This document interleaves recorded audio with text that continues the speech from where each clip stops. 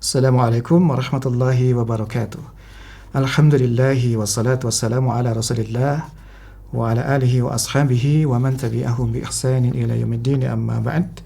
Para ibu dan juga bapak semuanya, karyawan dan juga karyawati Yakkes Telkom Jawa Barat yang semoga senantiasa dilindungi oleh Allah Azza wa Jalla.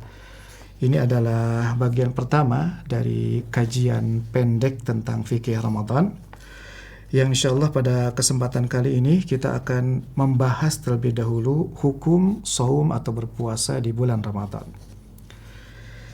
Di dalam surat Al-Baqarah ayat 183 sampai 185, Allah telah menjelaskan tentang hukum berpuasa di bulan Ramadan.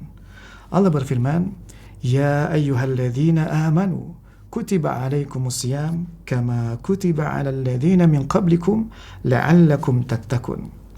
Wahai orang-orang yang beriman, diwajibkan atas kalian berpuasa sebagaimana telah diwajibkan pula bagi kaum-kaum sebelum kalian agar kalian bertakwa.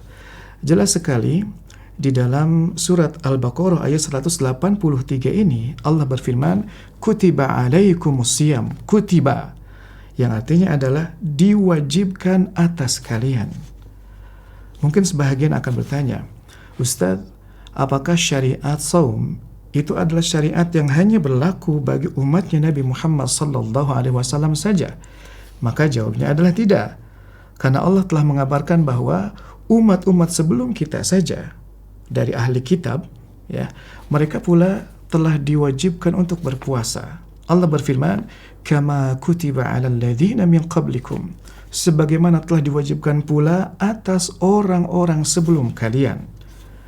Hal ini menunjukkan bahwa saum merupakan salah satu ibadah yang sangat agung, sehingga ini tidak menjadi kekhususan umatnya Nabi Muhammad saja, di mana umat-umat terdahulu juga ternyata mereka juga berpuasa. Walaupun tentunya biasanya ada perbedaan-perbedaan di dalam tata caranya, di dalam sunnah-sunnahnya. Lalu kemudian di ayat yang berikutnya Allah Azza wa Jalla juga berfirman, "Faman syahida minkumus syahra falyasumhu." Maka siapa saja di antara kalian yang menyaksikan bulan itu, yakni bulan Ramadan, maka hendaklah dia berpuasa. Maka ayat ini semakin mempertegas bahwa berpuasa di bulan Ramadan itu adalah kewajiban setiap individu muslim.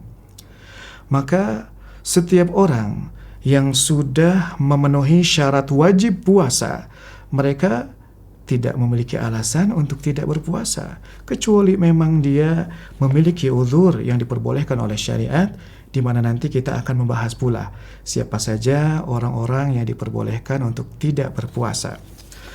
Lalu kemudian di dalam hadis yang sahih Rasulullah sallallahu alaihi wasallam bersabda, "Buniyal Islamu ala khamsin, syahadati an la ilaha illallah wa anna Muhammadar Rasulullah." Islam dibangun di atas 5 tiang, dibangun di atas 5 fondasi, 5 pilar.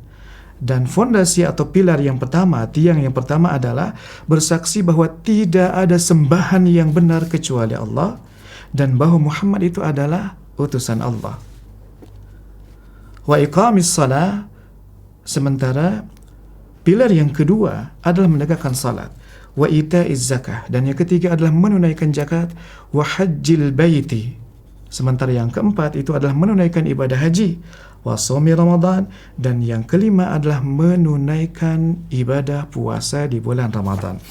Di dalam riwayat yang ini, riwayat Al-Bukhari, disebutkan haji dulu sebelum berpuasa, tapi tidak mengapa ya. Di dalam riwayat yang lain kadangkala disebutkan saum dulu baru kemudian haji ya. Dalam riwayat yang lain terkadang disebut haji dulu baru kemudian saum, tidak masalah.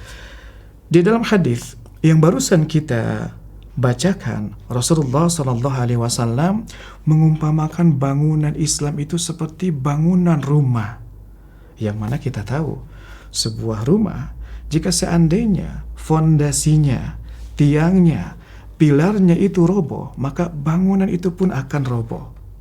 Begitu pula bangunan dari keislaman kita. Itu adalah suatu bangunan yang mana pilarnya itu tidak boleh kurang dari 5. Tadi Nabi SAW menyebutkan bahwa Islam dibangun di atas 5 tiang. Yang pertama adalah salat, yang pertama adalah 2 kalimat syahadat, yang kedua itu adalah salat, yang ketiga zakat, yang keempat adalah saum, dan yang kelima adalah melaksanakan ibadah haji.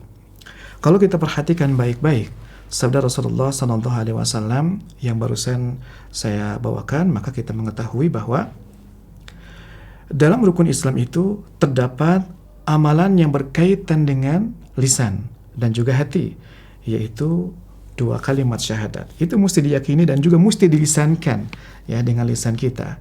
Adapun yang kedua yaitu salat, itu adalah ibadah yang berkaitan dengan anggota badan. Sementara yang ketiga, zakat, itu adalah ibadah yang berkaitan dengan harta. Yang keempat, saum, itu adalah ibadah yang berkaitan dengan anggota badan. Tadi kalau sholat ya anggota badan, dan juga berkaitan pula dengan lisan ya, dan juga berkaitan dengan hati. Nah, sementara ibadah haji itu adalah ibadah yang berkaitan dengan anggota badan dan juga harta.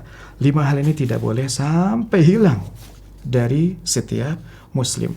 Bahkan jika seandainya orang mengingkari kewajiban saum di bulan Ramadan, maka dia telah terjatuh kepada riddah, terjatuh kepada kemurtadan. Dia bisa keluar dari Islam. Adapun kalau dia hanya tidak berpuasa saja, namun dia tetap masih meyakini kewajiban saum di bulan Ramadan, maka dia adalah seorang yang fasik. Dia melakukan dosa yang sangat besar sekali.